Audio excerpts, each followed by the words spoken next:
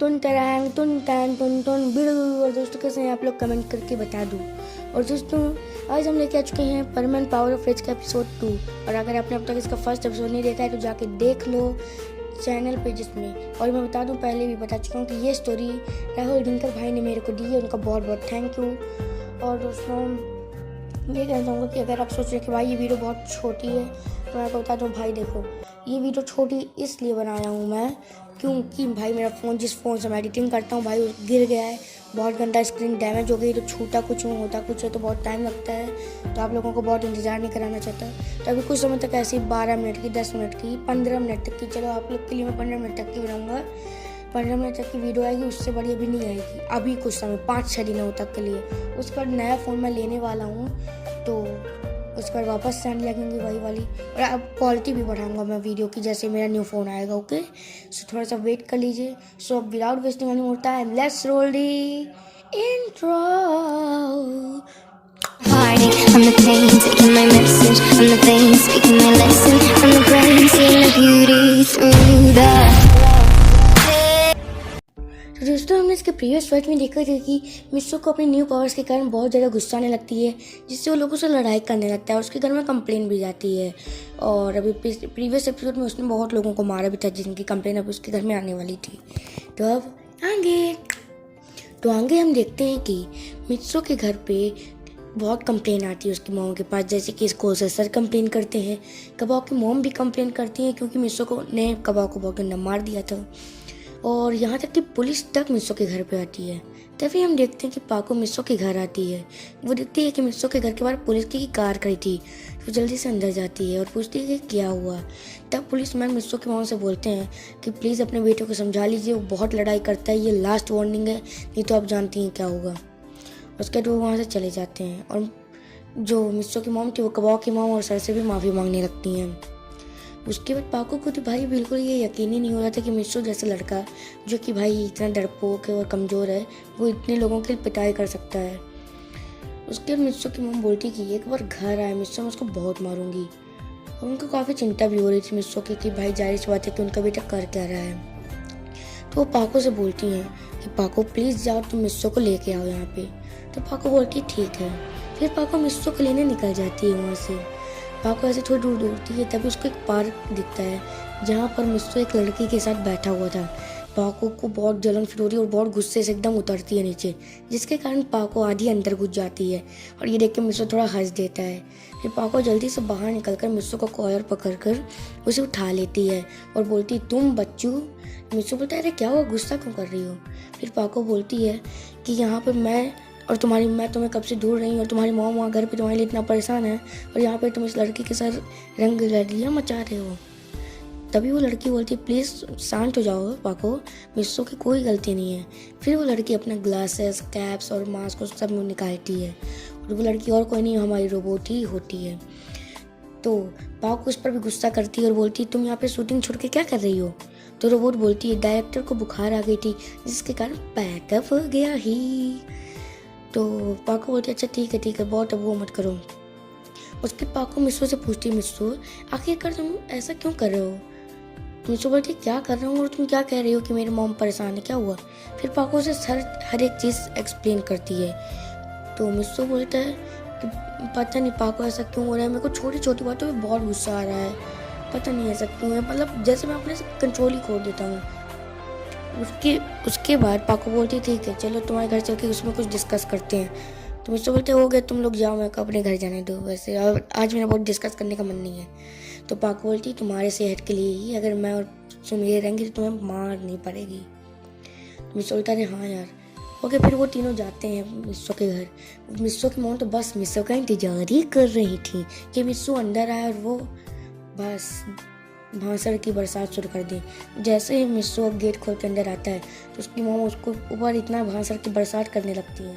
पर फिर वो देखती है कि मिस सुमेरे भी मिस्सो के साथ है, तो थोड़ा शांत होती है और वो सोचती हैं मिस सुमेरे मिस्सो के पास कुछ ज़्यादा ही आने लगी हैं, पता नहीं क्या, कहीं वो उसे पसंद तो नहीं करती, मतलब मेरी डॉटर इन लॉ सास सुमेरे बन जाए। उसके और खुश होती बोलती है मिस्सो ये लास्ट वार्निंग, इसके बाद ऐसा कुछ मत करना। फिर नाचते नाचते चली जाती हैं। वो तीनों हैरान होते हैं कि आखिर ये नाच क्यों रही है। ठीक है भाई डांटना कम करना, तो आखिर नाचने क्यों लगी। फिर तो ये दोनों ऊपर चले जाते हैं। वो लोग बहुत देर तक डिस्कस करते पर उनको कुछ भी समझ नहीं आया था कि आखिर हुआ क्या है। फिर मिस्सो बोलता है चलो क्यों ना हम लोग पयान बूबी को बुला लें। फिर वो लोग पयान और बूबी को बुलाते हैं। कुछ देर बाद पयान और बूबी वहाँ पे आ जाते हैं। जब वो लोग वहाँ पे आते हैं तो पयान बोलता है कि सुनो मिस्सो, मुझे को लगता है ये सब तुम्हारे न्यू पावर्स के कारण है। मिस्सो बोलता है मुझे तो ऐसा कुछ नहीं लगता है। उसके बाद पयान बोलता है अच्छा रुको, बूबी एक काम करो, तुम मिस्सो को तुम गुस्सा दिलाओ। फिर पयान और बूबी दोनों मिलकर मिस्सो को खूब गुस्सा चिढ़ाने लगते हैं, गुस्सा दिलाने लगते हैं। तो मिस्सो गुस्से में आता है, पयान का सर पकड़ के ऐसे उठा लेता है एकदम। पयान बोलता है अरे क्या कर रहे हो मिस्सो, छोड़ो मुझे, मेरा सर दुख रहा है। तब कि पयान ने उस वक्त अपना हेलमेट पहना हुआ था। तभी सुमेर के रोज उसे पीछे से हग कर लेती है और उसे किस कर देती है गाल पे। और ये देख के पयान भाई जो 1 मिनट पहले दर्द से वो कर रहा था वो हैरान हो जाता है और मिस्सो एकदम शांत हो जाता है और उसको छोड़ देता है। सब एकदम हैरान पाको को एकदम गुस्से से देख रही होती है। तो फिर पाको बोलती है आखिर ये तुम क्या कर रही हो। फिर वो रोबोट एक्सप्लेन करती है कि मिस्सो एक बार पहले भी मेरे सामने इसी तरह गुस्सा हो गया था तो मैंने उसे इसी तरह शांत किया था। फिर पाको पूछती है क्या उस वक्त भी तुमने उसे किस किया था। तो रोबोट बोलती नहीं, उस समय मैंने बस ऐसे हक किया था, काश के उस वक्त भी कर लेती, बट मैंने सोचा भी एक एक्सपेरिमेंट कर लिया जाए। तो पाको बोलती तुम्हारा एक्सपेरिमेंट तो मैं अभी निकाल देती हूँ, बढ़िया है क्रिकेट। फिर दोनों एक दूसरे से लड़ने लगती हैं। पायान उन दोनों को शांत कराता है और मिस्सो को बोलता है मिस्सो तुम थोड़ा अपने पर काबू किया करो, हर जगह तो ये दोनों जाएंगे नहीं। ऐसे जलन तो मुझे भी होती, काश मैं भी थोड़ा गुस्सा होने लगता। फिर वो दोनों बोलती तुम चुप रहो। पायान एकदम चुप हो जाता है। उसके बाद पायान बोलता है क्यों ना हम लोग बड़े मैन को कॉल करें, अब वही कुछ करेंगे। तो वो लोग बोलते हैं ठीक है। फिर पायान और मिस्सो दोनों ही अपने बेस्ट से बड़मैन को कॉल करते हैं। बड़मैन बोलते हैं कि अभी मैं से थोड़ा दूर हूँ, मुझे कुछ काम है, तो मुझे वहाँ पे आने में 2 दिन यानी 48 आवर्स लग जाएंगे। तो वो लोग बोलते हैं ठीक है। पायान बोलते हैं मिस्सो तुम्हें यहाँ अपना गुस्सा बड़मैन के आने तक कंट्रोल करना है, उसके बाद शायद वो कुछ तुम्हारा कर दे। तो मिस्सो बोलता है ठीक है। फिर पायान वहाँ से जाने लगता है।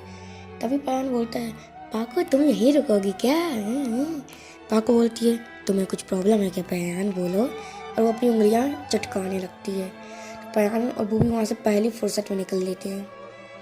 उसके बाद पाको उठती है और बोलती है ठीक है मिस्सो मैं जा रही हूँ। और उस समय उस पाको ने मिस्सो का हाथ पकड़ा हुआ था। मिस्सो बोलते ठीक है पाको, तो और मुझे माफ़ करना, मैं तुम लोगों को इतना परेशान कर दिया। पाको बोलती है इसमें परेशानी वाली कौन सी बात है। फिर पाको मिस्सो के लिप्स पे किस कर देती है।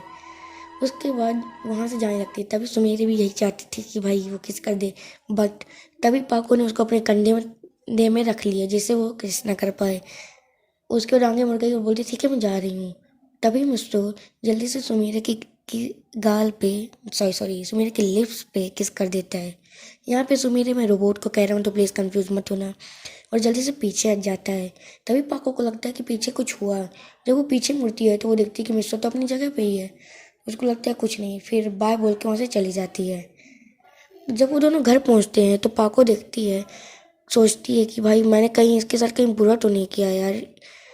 पर जब वो अपनी रोबोट की तरफ देखती है तो वो तो बहुत खुश लग रही थी। तो पाको सोचती है मैंने तो इसे मिस्सो को किस करने नहीं दिया, फिर ये इतनी खुश क्यों है। तभी वो उसकी तरफ जाती ही है, गलती से पाको का पैर एक दूसरे में अड़ जाता है जिससे उन दोनों का फोरहेड टच हो जाता है। तो पाको को सब पता चल जाता है। फिर पाको बोलती है तुम 1 नंबर की। उसके पाको और रोबोट की पिलो फाइट शुरू हो जाती है।